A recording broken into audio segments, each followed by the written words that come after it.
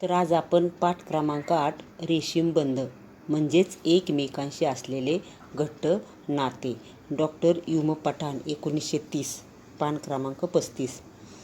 सुप्रसिद्ध साहित्यिक, संत साहित्याचे व्यासंगी अभ्यासक, कथा लेखक, संशोधक, संपादक व नामवंत वक्ते.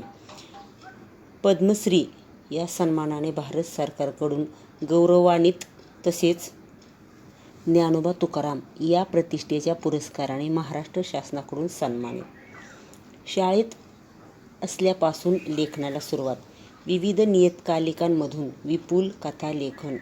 मराठी बकरीतील फारसीचे स्वरूप या विषयावर संशोधन. प्राचीन मराठी व हिंदी साहित्याचे संशोधन हा त्यांचा विशेष आवडीचा प्रांत. भाऊसाहेबांची बखर, मराठवाड्यातील लोककथा, महानुभाव साहित्य संशोधन, खंड 1 इत्यादी संशोधनपर संपादित ग्रंथ प्रकाशित. संत साहित्य चिंतन, शोधणी, आठव, ज्ञानदेवीचा अजून आठवतं इत्यादी लेखसंग्रही प्रकाशित. मराठवाड्यात विखुरलेल्या शिलालेखांचा, ताम्रपटांचा शोध हे त्यांचे अत्यंत मौलिक संशोधन कार्य आहे. 1990 साली पुणे येथे संपन्न झालेल्या 63व्या अखिल भारतीय मराठी साहित्य संमेलनाचे अध्यक्ष. या ललित गद्य पाठामधील उत्तर, रात्र, पहाट आणि सकाळ या प्रहरांचे ललितरम्य शैलीतील वर्णन वाचकाला चैतन्याचा परिसस्पर्श घडवते. उत्तर रात्रीपासून पहाटेपर्यंतची नीरव शांतता आणि निद्रिस्त भवताल, पहाटेनंतर सकाळपर्यंत वृक्ष, वेली, पाखरांना हलकेच येणारी जाग यांची संवेदनशील मनाने टिपलेली जिवंत शब्दचित्रे मनाला अतिशय उल्हासित करतात. वृक्ष, वेली, फुले, पाखरे यांच्याबद्दल वाटणाऱ्या आत्मिक ओढीमुळे त्यांचे आणि आपले युगायुगांचे नाते आहे असे लेखकाला वाटत राहते. या नात्यालाच लेखकाने रेशीमबंध असे सुंदर नाव दिले आहे. पाखरे आणि पहाट परस्परांना भेटायला किती आणि कशी उत्सुक आहेत या संबंधीचा अनुभव लेखकाने अत्यंत तरलतेने शब्दांकित केला आहे. पाखरांचा चिवचिवाट, गुलमोहराचा स्वागत सडा, निशिगंधाच्या सुगंधाची उधळण अशा पार्श्वभूमीवर होणारी प्रसन्न सकाळ लेखकाने तितक्याच प्रसन्न शैलीत कशी चित्रित केली आहे हे अभ्यासनाजोगी आहे. तर मध्यरात्र केव्हाच उलटून गेलेली असते. उत्तर रात्रीनं हलकेच आकाशात पाऊल ठेवलेलं असतं. तर बघा मुलांनो, काय म्हटले की मध्यरात्र जी आहे ती कधीच काय झाली की उलटून गेलेली आहे. आणि तिच्यानंतर जी येते ती उत्तररात्र. उत्तररात्र म्हणजे काय की मध्यरात्रीनंतरचा जो काळ. मग ह्या उत्तररात्रीनं काय केलं की हलकेच ह्या आकाशामध्ये काय केलं की पाऊल ठेवलं गेलेलं आहे.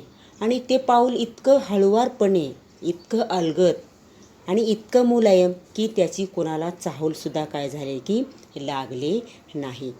पण ही चाहूल मला मात्र सहज लागते. तिच्या पावलांची मंद मंद नाजूक स्पंदनं माझ्या मनात मात्र कुठंतरी उमटत राहतात. मग ही चाहूल, मध्यरात्रीची जी चाहूल आहे ही मला काय होते की सहजपणे लागत राहते. तिची जी पावलं आहेत ही पावलं कशी आहेत की मंद आहेत, नाजूक आहेत आणि माझ्या मनात कुठंतरी ती काय होतात की पावलं उमटत राहत असतात. म्हणूनच मला मध्यरात्रीची काय होते की चाहूल लागत असते. जणू त्यामुळंच मग माझा डोळा लागत नाही, पुरेशी झोप झाली आहे असं वाटत राहतं. मग ह्या उत्तर रात्रीची चाहूल ज्या वेळेस मला लागते त्यावेळेस मला काय होतं की मग माझा डोळा लागत नाही, पुरेशी झोप झाली आहे असं माझ्या मनाला काय होतं की वाटत राहत असतं. मग त्याच्यामुळे मी काय करतो की हलकेच उठतो, चूळ भरतो, डायनिंग टेबलजवळ येतो, त्याच्याजवळची खिडकी हलकेच उघडतो. रात्रीच्या नीरव शांततेची निद्राभंग होऊ नये म्हणून बाहेर पाहतो. तो असं म्हणतात काळा कुळकुळीत अंधार दाटलेला असतो.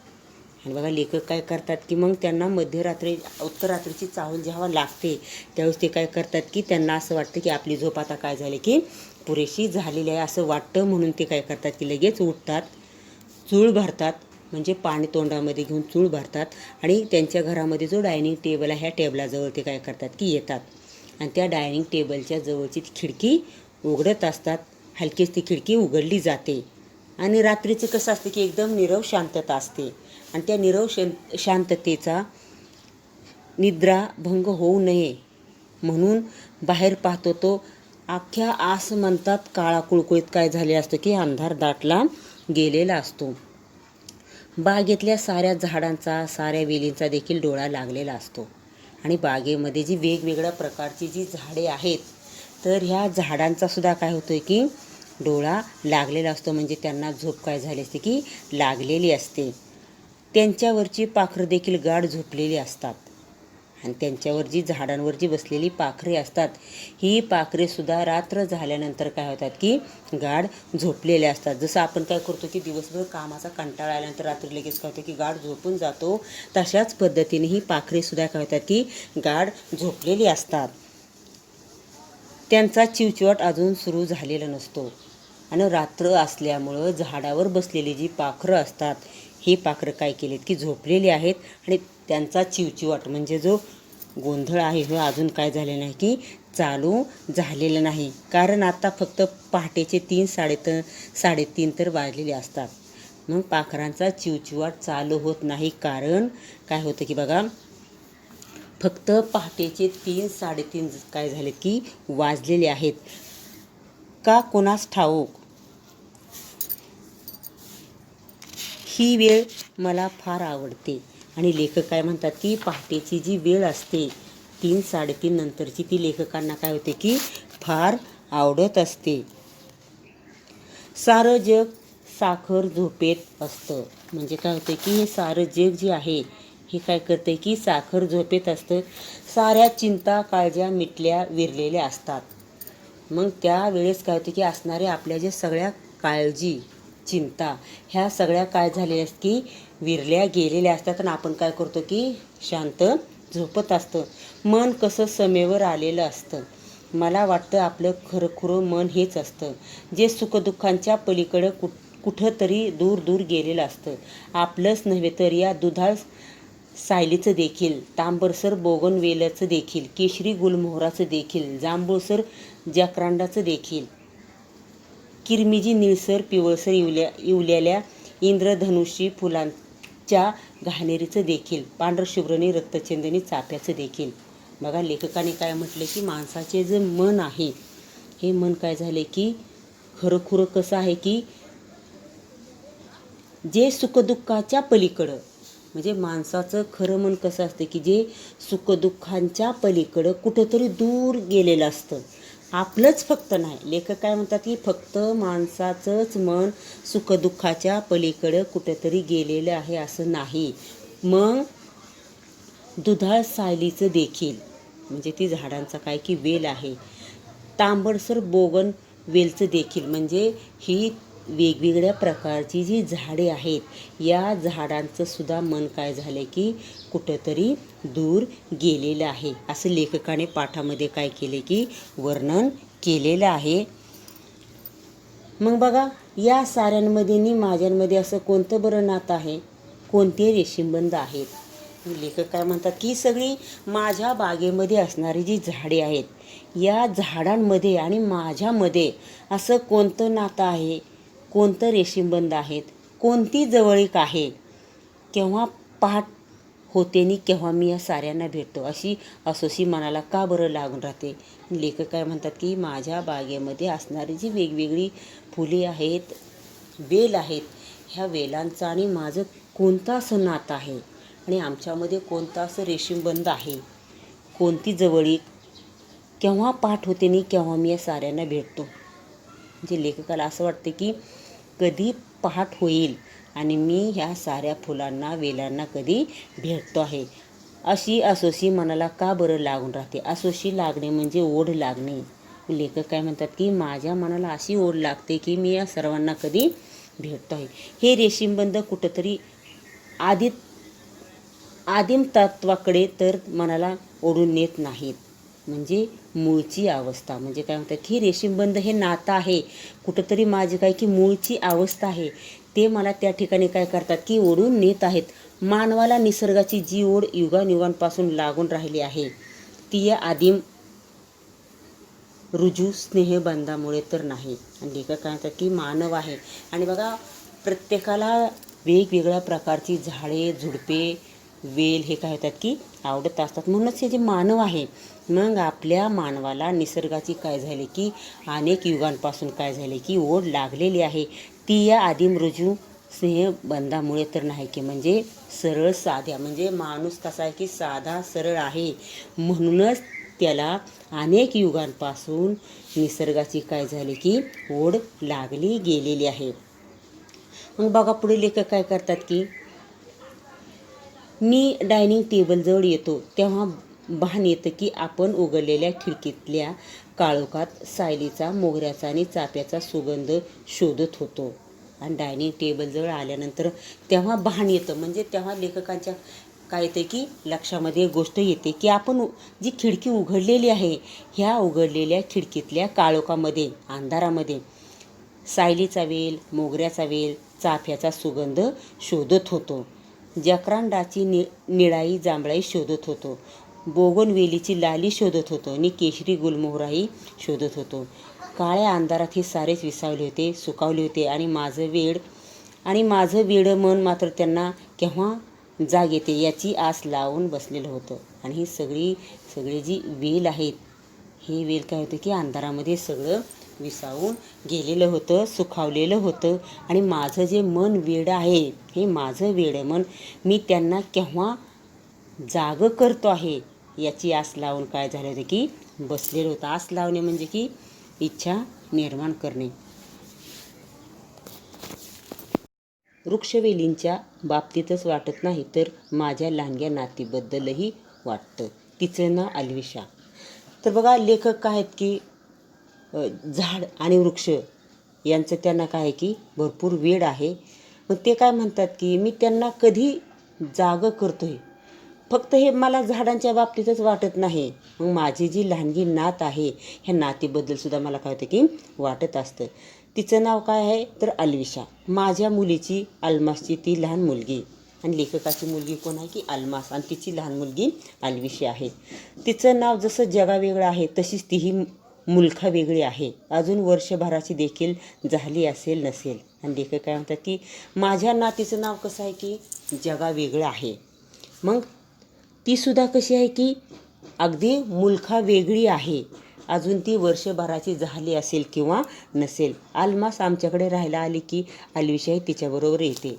आणि माझी मुलगी जेव्हा माझ्याकडे राहायला येते तेव्हा तिची मुलगीसुद्धा तिच्याबरोबर काय होते की येत असते. पण दिवसभर असते ती माझ्याच खांद्यावर. माझी जी नात आहे, मग तिची आई सोबत जास्त न राहता ती दिवसभर माझ्या काय होते की खांद्यावर खेळत असते. मला बिलगून ती रात्री आईजवळ गाढ झोपते आणि मला काय करते की दिवसभर चिकटून राहते, बिलगून राहते. आणि संध्याकाळ झाली की ती तिच्या आईजवळ काय करते की जाते आणि गाढ झोपते. तेव्हा शेषवातील नितळता किती मोहक असते ते जाणवतं. आणि तेव्हा शेषवातील नितळता, स्वच्छता किती मोहक असते हे मला काय होतं की जाणवत असतं. मी असा उत्तर रात्री डायनिंग टेबलवर लिहायला बसलो तरी तिची आठवण येते. आणि मी काय करतो की उत्तर रात्री जेव्हा डायनिंग टेबलवर लिहायला बसतो आणि लिहायला बसल्यानंतर मला तिची काय होते की आठवण येत असते. अल्विशा उठली की नाही हे हळूच डोकावून पाहतो. आणि मी काय करतो की मग मला जेव्हा तिची आठवण येईल तेव्हा ती उठली का नाही हे पाहायला मी काय करतो की हळूच डोकावत असतो. ती केव्हा उठेल आणि खुदकन हसत आपल्याकडे पाहून आपल्या अंगावर झेपावेल असं वाटत राहतं. मग मला असं वाटतं की माझी जी नात आहे ती कधी उठेल आणि उठल्यानंतर खुदकन हसत ती माझ्याकडे काय करेल की येईल आणि माझ्या अंगावर काय करेल, झेपावल असं मला वाटत राहतं. पण ही झाडणी, ह्या वेली अशा ह्या वेली निवांत झोपलेल्या असतात. आणि ह्या झाडं आणि वेली ह्या काय होतात की ह्या वेली काय होतात की निवांत झोपलेल्या असतात. म्हणजेच कसं की जेव्हा मी जागा होतो तेव्हाही झाडं आणि वेली काय होतात की निवांत झोपलेल्या असतात. तशीच अल्विशा देखील गाढ झोपलेली असते ही उत्तर रात्रीची. आणि माझी झाडं वेली जशी निवांत झोपलेली असतात तशाच पद्धतीनं माझी नातसुद्धा उत्तर रात्रीची काय होते की गाढ झोपलेली असते. नीरवतानी अल्विशाच्या गाढ झोपेतील निरागस शांतता यात किती कमालीचं आश्चर्यकारक साम्य आहे. म्हणजे निरवतानी अल्विशाच्या गाढ झोपेतील निरागस शांतता या दोघांच्या मध्ये किती कमालीचं अंतर आहे, आश्चर्यकारक साम्य आहे, नाही का?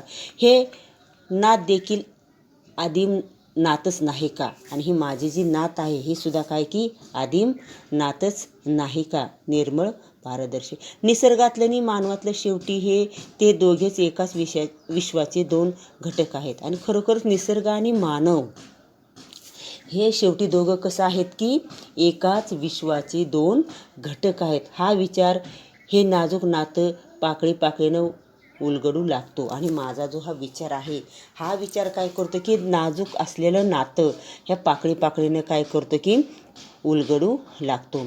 सर्वात आधी जाग येते ती आमच्या बागेतल्या पाखरांना. मी पहिला चहा करून घेऊन त्यांचे घोट घेत घेत काय लिहावं याचा विचार करत काहीसा संभ्रमात असतो.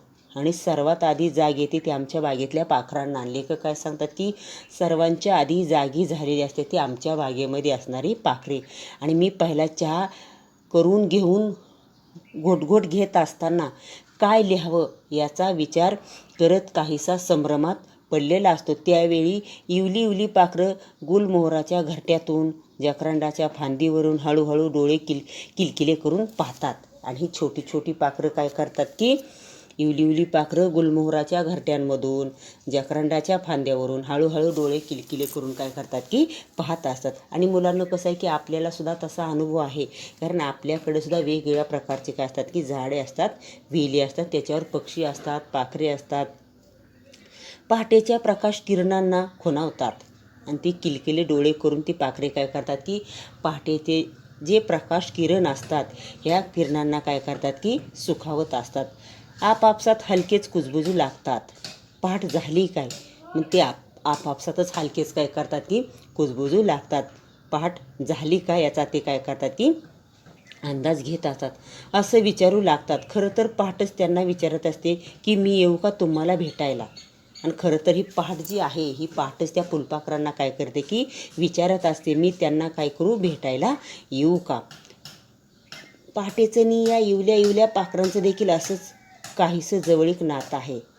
आणि पहाटेचं आणि ही छोटी छोटी जी पाखरं आहेत या पाखरांचं असंच काय की जवळीक नातं आहे. त्यांनी पंख फडफडल्याशिवाय पहाट देखील आकाशात येत नाही. आणि पाखरांनी पंख फडफडल्याशिवाय पहाटसुद्धा काय होत नाही की आकाशामध्ये येत नसते.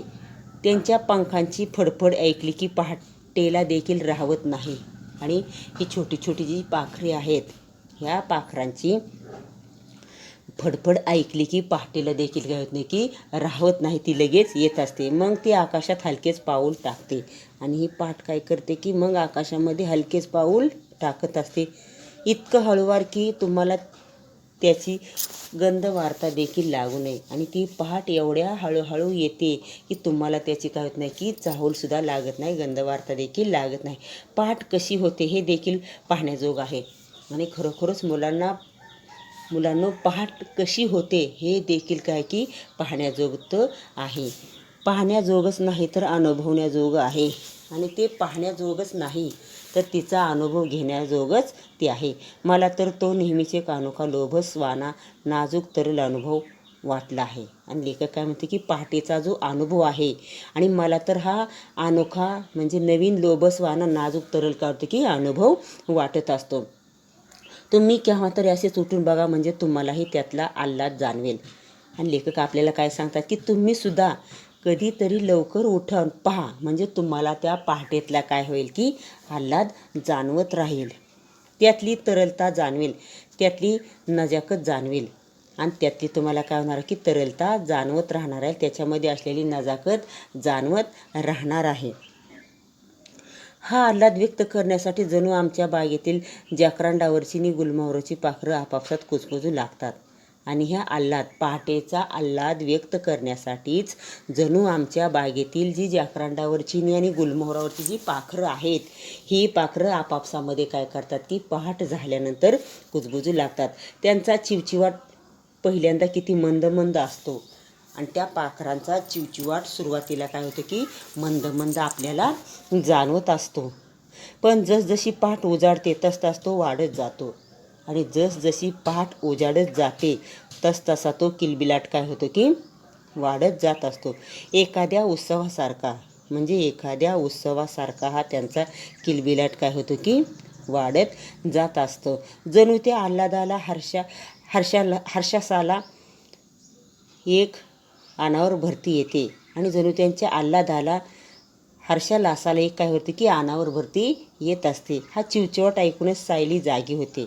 बोगनवेल सळसळू लागतो आणि पाखरांचा चिवचिवाट ऐकूनच ही वेगवेगळी झाडे वेली काय होतात की जागी होत असतात. बोगनवेल काय होतं की सळसळू लागत असतो. दोन्ही चाफे एकमेकांशी हितगुज करू लागतात आणि दोन्ही जी चाफे आहेत हे चाफेसुद्धा काय करतात की एकमेकांशी हितगुज करू लागत असतात.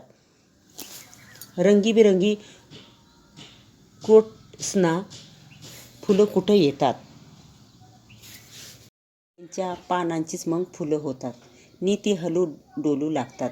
गुलमोहराची सळसळ ऐकल्यावर जॅकरांडाही पहाटवाऱ्यासंगे हसू बोलू लागतो. तर लेखक काय म्हणतात बघा, रंगीबेरंगी क्रोटन्सना जे आहे फूल, मग त्यांना फुलं येत नाहीत, पण त्यांची जी पानं आहेत ह्या पानांचीच काय होतात की फुलं होत असतात आणि ती वाऱ्यावर काय करतात की हलूडुलून लागत असतात. आणि त्याच पद्धतीने गुलमोहर आहे, तर त्या गुलमोहराची सळसळ ऐकल्यावर जॅकरांडाही पहाट वाऱ्यासंग काय करू लागतो की हलू बोलू लागत असतो. पहाट झाल्याचा आनंद जणू या साऱ्यांच्याच मनातून भरभरून ओसंडू लागतो आणि जसजशी पहाट होईल, सकाळ होईल, तसतसं ह्या सगळ्या झाडांना काय होतं की आनंद त्यांच्या मनातूनच भरभरून ओसांडू लागत असतो. दार उघडून मी हलकेच बागेत येतो.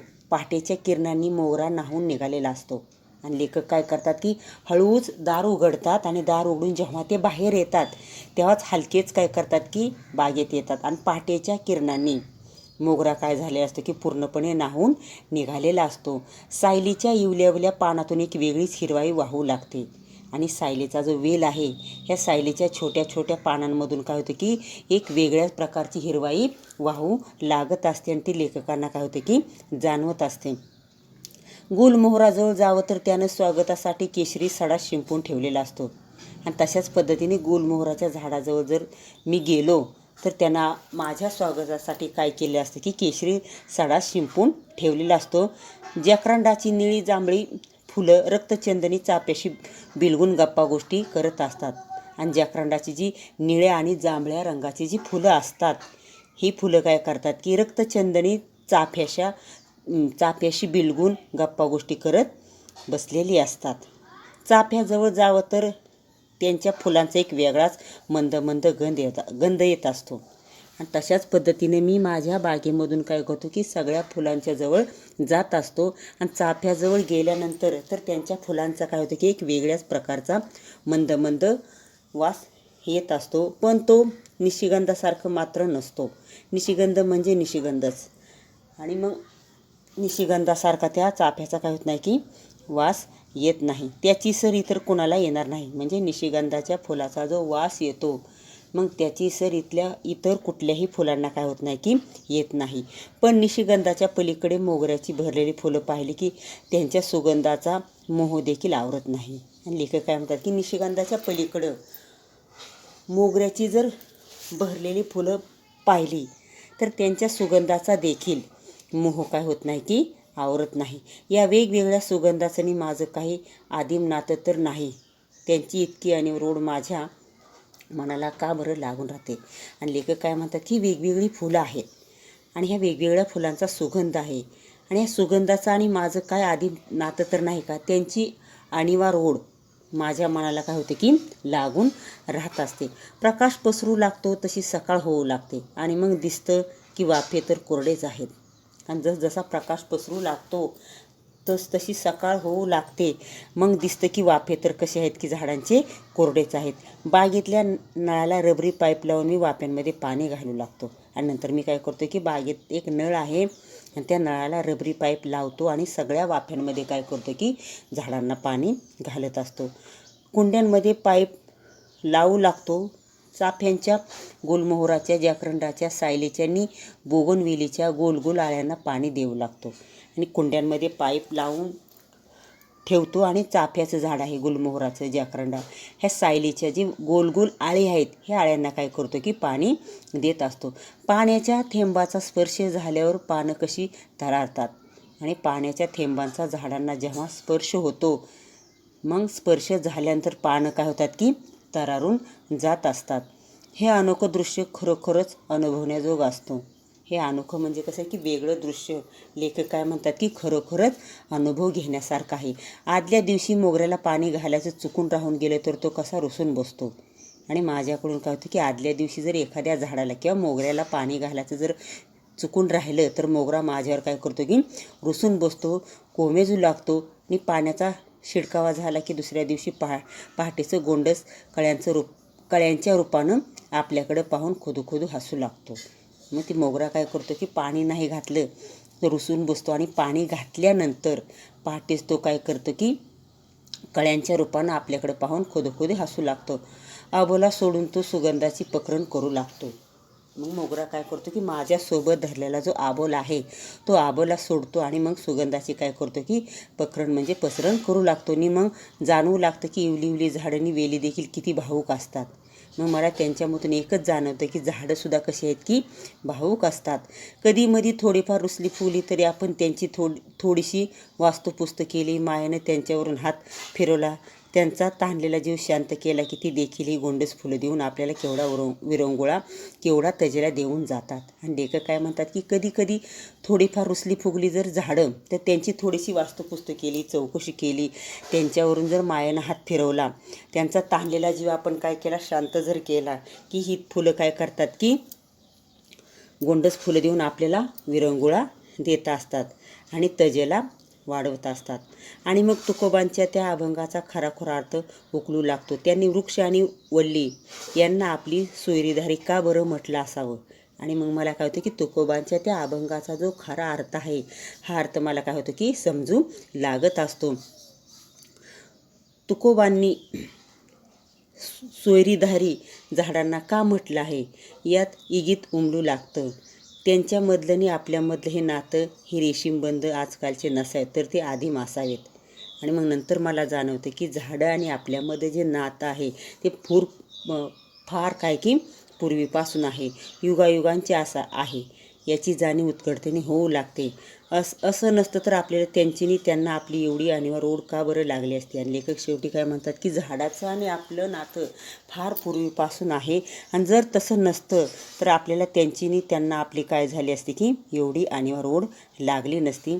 मग अशा पद्धतीने आपला हा पाठ क्रमांक काय झालेला आहे की संपलेला आहे आणि प्रत्येकाने काय करायचे की स्वाध्याय लिहायचे आहेत.